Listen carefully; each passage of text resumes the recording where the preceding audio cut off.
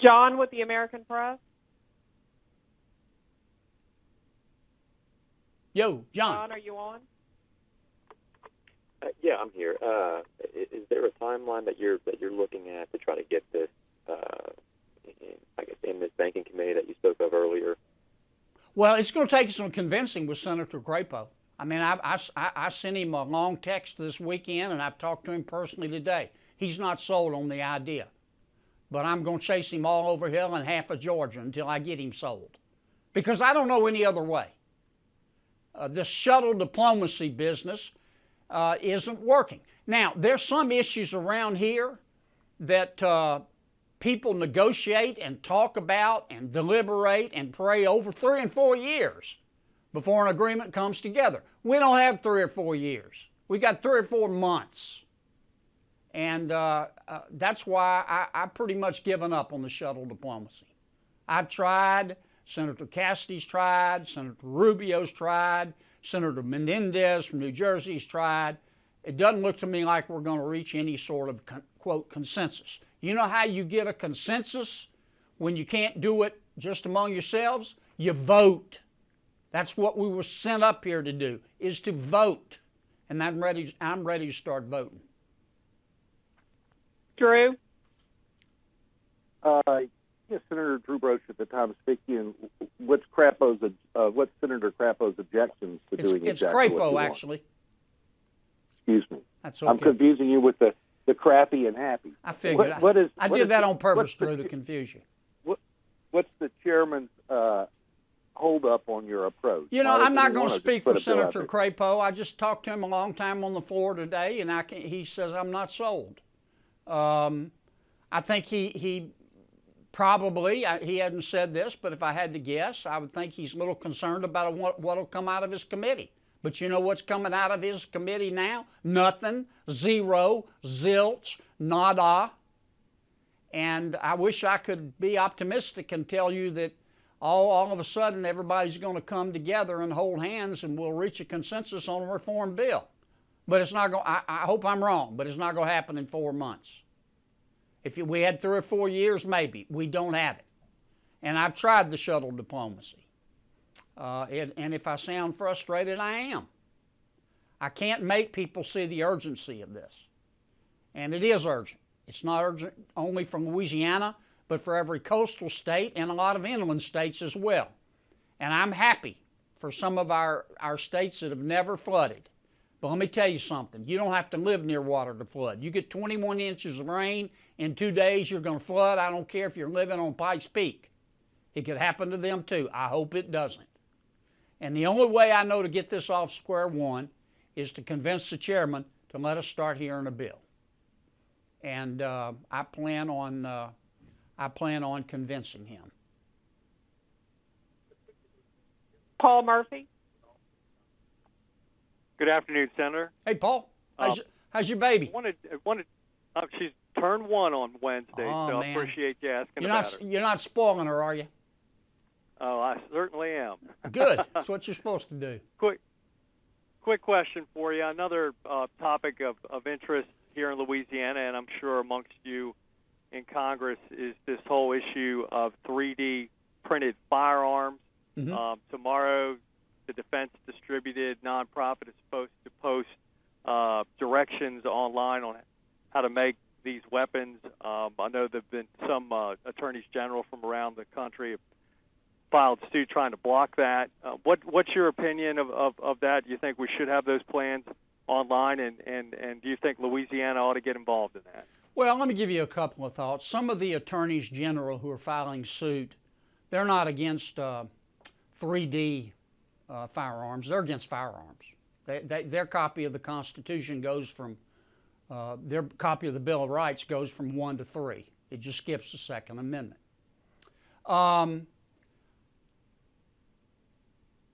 I am told, we talked about this at our Republican conference luncheon. I wasn't here then, but the United States Congress passed a law in 2013 that prohibits you from having a gun that cannot be detected by a metal detector for obvious reasons.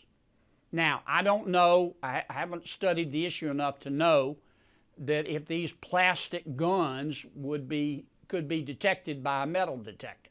But if they wouldn't be picked up by a metal detector, for example, when you get on an airplane, then under the law, they're illegal.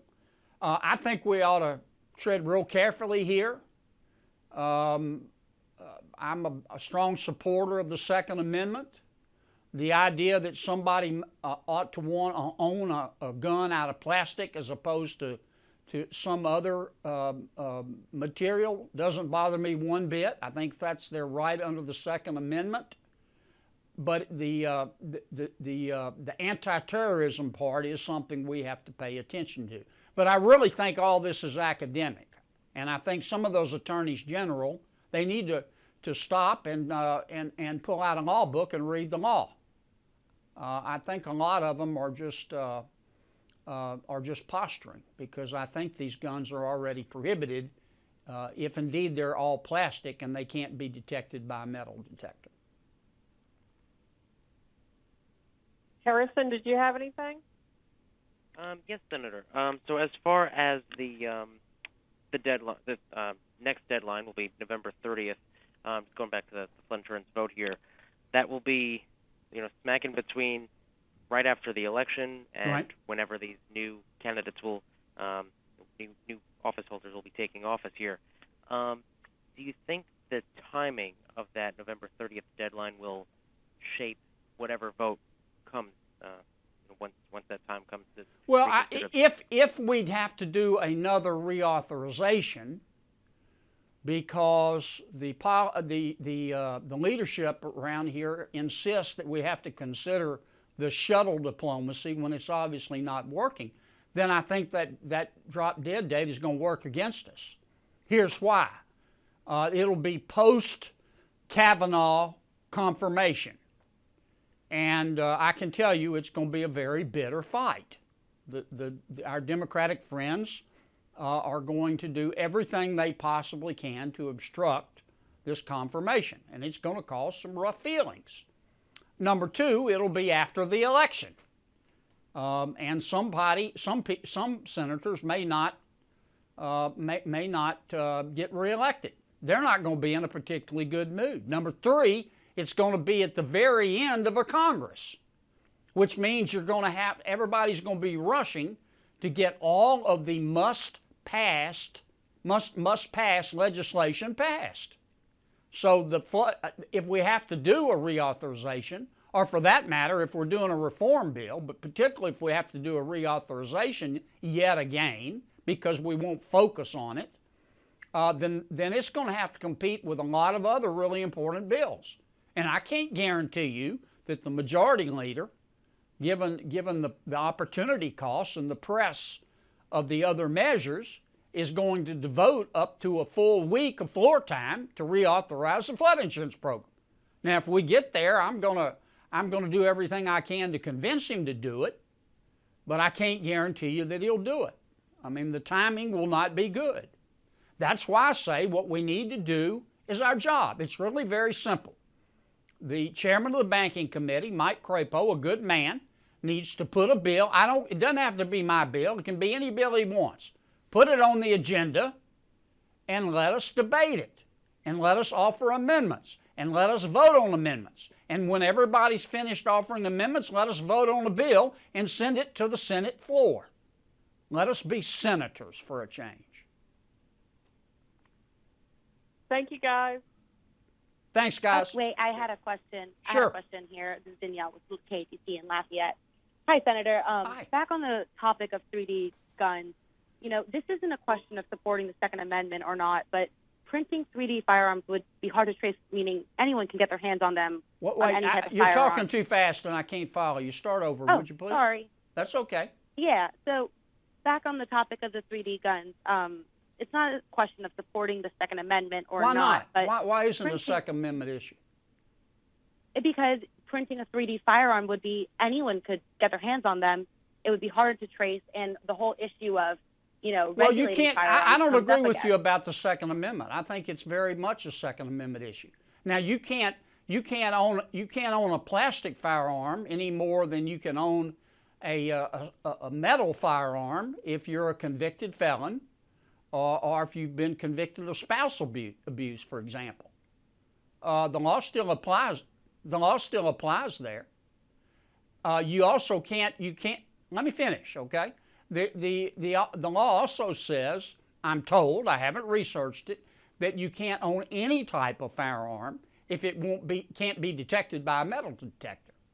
But short of the laws already on the books, there's nothing in the Constitution, in my opinion, that says the gun that you're entitled to own, according to our founders, has to be made of any particular material.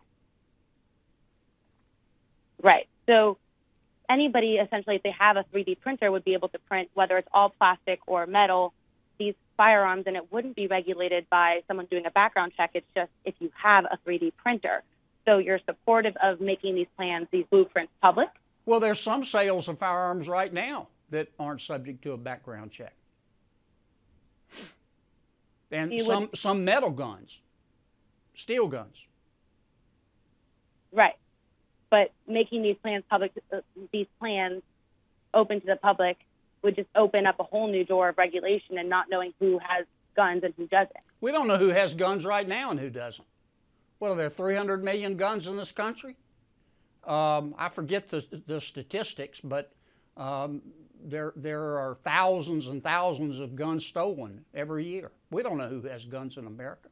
But I know this, they have the right to own a gun, so long as they're not a convicted felon, and they're not convicted of spousal abuse, and the gun can be detected by a metal detector. And all these attorneys general from the liberal left-leaning states, I think they're all revved up with no place to go. I don't think it matters whether the gun is metal or plastic. The laws that we have already passed apply to it, no more and no less.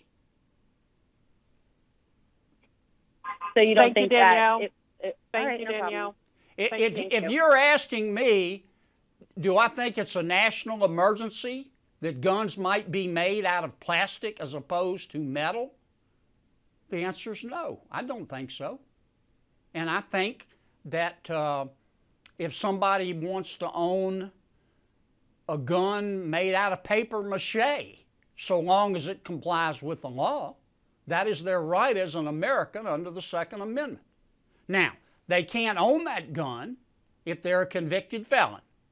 They can't own that gun if they're under a certain age, depending on the state. For example, it's 16 in Vermont. They can't own that gun if they've been convicted of spousal abuse. They can't own that gun if it can't be detected by a metal detector. But those laws apply to all guns, whether they're made of metal or plastic or paper mache or Play-Doh. And I think many of these attorneys general, I haven't seen which ones they are, but let me guess. I'm guessing New York, California, Massachusetts, Illinois, the same attorneys general that think we shouldn't have borders. I think they're trying to use this as an excuse to further chip away at the Second Amendment because they don't believe in it. That's their right as Americans. I do believe in it. I think it's an inalienable right. Okay. Thank you, Senator. Okay. Thanks, guys.